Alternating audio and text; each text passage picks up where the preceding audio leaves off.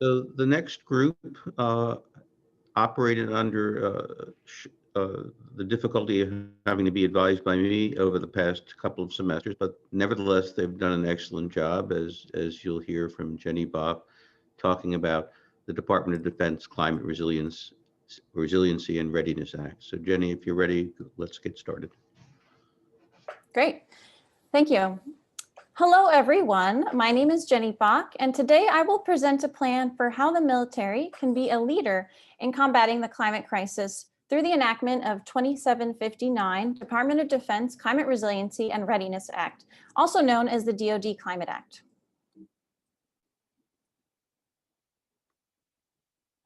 I will start by discussing the problems the bill aims to address. Second, I will review the main mandates of the bill, and I will then discuss what we aim to achieve in the first year of enactment and how we will implement this plan.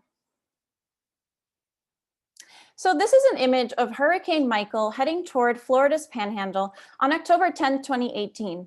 It struck as a Category 5 hurricane with 155 miles per hour winds. Hurricane Michael ended up being the fourth largest hurricane to ever make landfall in the US. Damages from the hurricane were significant. It flattened neighborhoods, caused disastrous flooding. One too soon. It caused disastrous flooding and displaced many people. Tyndall Air Force Base, one of the largest Air Force bases in the US, was directly in the path of the hurricane. And it's estimated Hurricane Michael cost the DOD and the American taxpayer almost $5 billion in damages. The storm damaged or destroyed every building on base.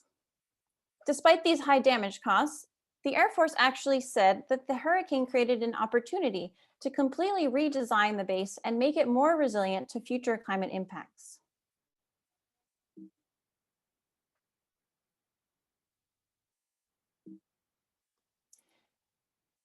Extreme weather events such as Hurricane Michael are becoming more severe and frequent due to climate change, and the consequences of this pattern are evident throughout the DoD. As shown in this image, over 1,700 US military installations are reporting multiple climate risks, including sea level rise and extreme weather, all of which pose urgent operational and financial risks for the DoD. In just 2 years, damage from hurricanes cost the DoD $8.6 billion. And the DoD itself is also significantly contributing to the climate crisis through its emissions. It is the world's 55th largest greenhouse gas emitter, with emissions larger than Portugal, Sweden, or Denmark. Thus, the DoD needs to both adapt to the climate crisis and mitigate its own role in it. And delaying action to address climate change is fundamentally unjust, as the burdens and costs of climate change are unevenly distributed, disproportionately impacting low-income communities of color.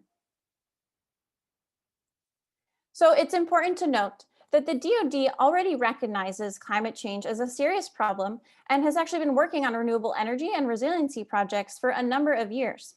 But the idea is this work needs to be escalated, and the DoD Climate Act, introduced by Senator Elizabeth Warren and Congresswoman Veronica Escobar, is the key legislation that will help achieve this outcome.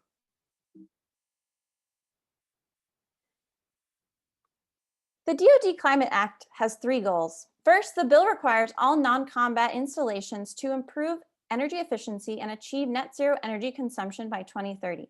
Second, the DoD must assess and manage the physical risks climate change poses to its installations.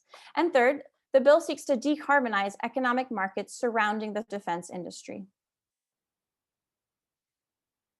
Our program prioritizes, or to start by implementing these solutions, we design a program for the first year of enactment of the bill. And our program prioritizes climate mitigation to get at the root problem of reducing the DoD's large greenhouse gas emissions and immediately works towards achieving net zero energy. The program creates a uniform process for how the DoD assesses and adapts to climate risks. And the program also implements institutional changes for how the DoD manages climate-related work. Prioritizing mitigation in the first year, our program will focus on transitioning to renewable energy, researching and developing energy storage technology, and decreasing energy consumption. The DOD's greenhouse gas emissions account for 77% of the federal government's emissions, so ensuring energy efficiency at military bases will massively reduce the US carbon footprint overall. And the DoD is already building hybrid microgrids, as you can see in the photo. Our program will help scale up this work and increase the development of microgrids that use 100% renewable energy. Working towards the DoD's net zero energy goal in the first year, which is defined net zero energy as non-combat bases producing as much renewable energy as they consume, will help bring renewable energy technology to economies of scale, incentivize private sector competition and innovation, and in turn, help decarbonize US markets. We recognize and are utilizing the DoD's status as an economic driver to strategically transform the energy economy and create large-scale change. Considering the urgent and immediate threat of extreme weather events, climate risk-based planning at military bases is necessary to protect national security and the operational capacity of the DoD. In the first year, we will create a new climate vulnerability assessment tool to be used by bases to assess and implement adaptation efforts to fortify military bases against climate hazards. This will include identifying the top 10 most at-risk installations in each military branch. The DoD's resiliency work has widespread support across the government and military and will ultimately save the DoD significant money. For every $1 spent on pre-disaster resiliency measures, the federal government saves $6. Last year, billions of dollars in damages from flooding were avoided at Offutt Air Force Base in Nebraska due to the simple decision to build a section of the base at higher elevation.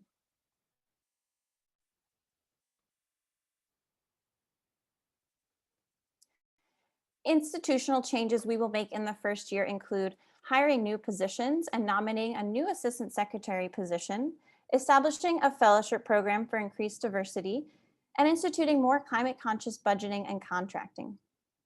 Performance management will include frequent reports to measure the progress towards the major goals of the Act and track data such as greenhouse gas emissions and climate vulnerability scores. Performance management will include also measuring progress to meeting the overall goals of the Act. And we have also incorporated principles of collaboration and equity throughout the program design. Given the US military's history and power, we designed a program that will advance equity and environmental justice in how the DoD conducts work internally and externally. Section 10 of the DoD Act actually explicitly requires collaboration with communities of color, including historically Black colleges and universities and tribal nations. The program will adhere to National Environmental Policy Act requirements to conduct environmental impact assessments and provide opportunity for public participation.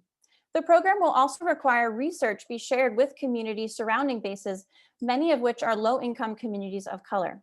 Due to the heightened climate vulnerabilities these communities face, it is critical the DoD establish partnerships to mitigate mutually shared risks. I will now discuss how these key program elements will be implemented following enactment of the bill. The budget for the first year is $58.6 billion. While this may seem like a large number, this investment will have an enormous impact on the US economy overall and is actually only 8% of the DoD's total $700 billion annual budget. The first year budget is broken down into 3 categories, with the most investment, $40 billion, allocated to mitigation efforts, the program's key priority in the first year. The significant investment will go toward renewable energy and microgrid technology development and into immediate energy efficiency initiatives that will yield future cost savings for the DoD. In addition, we will spend $17 billion on adaptation efforts to increase the resiliency of military bases to climate impacts. And lastly, we will spend $300 million on institutional changes, including staffing and contracting.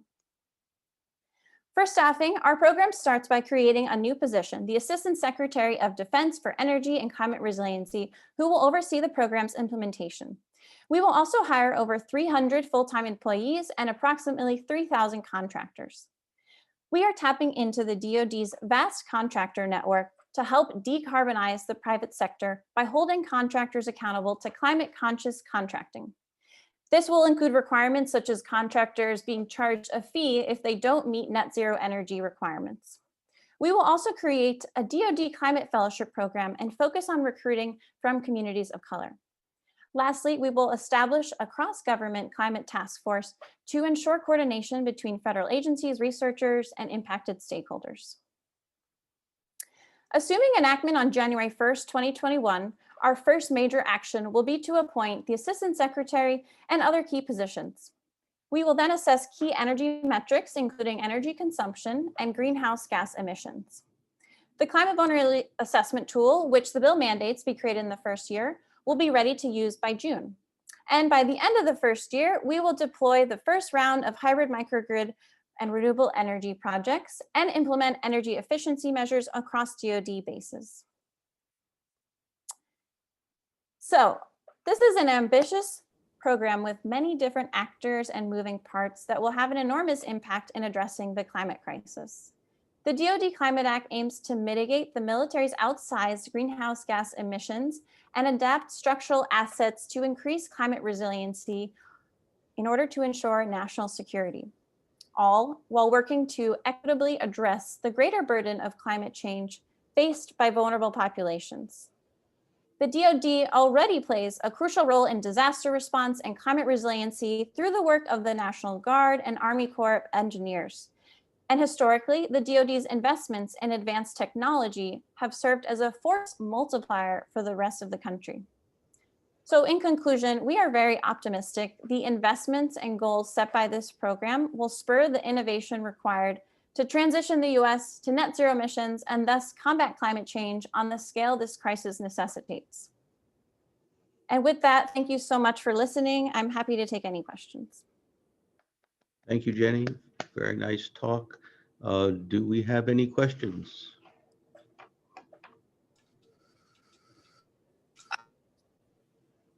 Carson has her hand raised. Let me unmute you. Hi, Jenny. Great job. I really enjoyed that presentation. And I can tell that you guys really prioritized equity and environmental justice into your implementation plan. And so I was just wondering if you could expand at all on how you would plan to measure that environmental justice strategy. Yeah, thank you. So we basically the act actually requires us to really implement this, and it's more about, we thought about how to do this. And some of the measurements that we have instituted to require this, because you can have a lot of talk, but it's really about how you implement and hold yourself accountable to this work.